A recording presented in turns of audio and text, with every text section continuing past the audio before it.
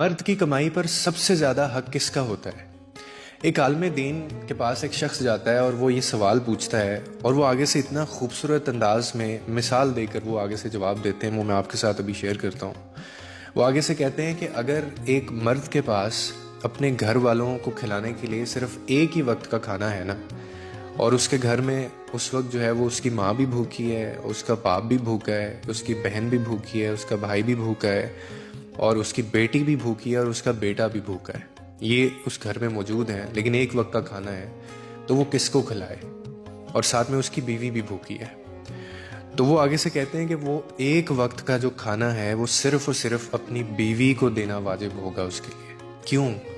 کیونکہ اس کھانے کے اوپر سب لوگوں کی نسبت جو ہے وہ بیوی کا حق زیادہ ہے، یعنی بیوی پر خرچ کرنا مرد کے لیے صدقہ بھی ہے، عبادت بھی ہے، رسپانسبلٹی بھی ہے، یہ تینوں چیزیں ہیں۔ کیوں؟ اب میں آپ کو ریزن بتاتا ہوں۔ کیونکہ یہ وہ رشتہ ہے، میں نے آگے بھی کہا ہے، جو خون نہیں ہے آپ کا، لیکن وفا اس میں دیکھیں کتنی ہے۔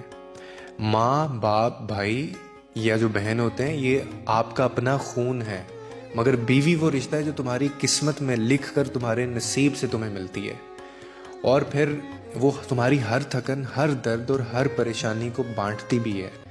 اس کے دل میں تمہارے لیے دعا بھی ہوتی ہے، تمہاری راہ میں قربانی بھی ہوتی ہے، اور پھر اللہ نے اسی رشتے کے بارے میں یہ فرمایا ہے کہ عورتیں تمہارے لیے لباس ہیں اور تم ان کے لیے لباس ہو۔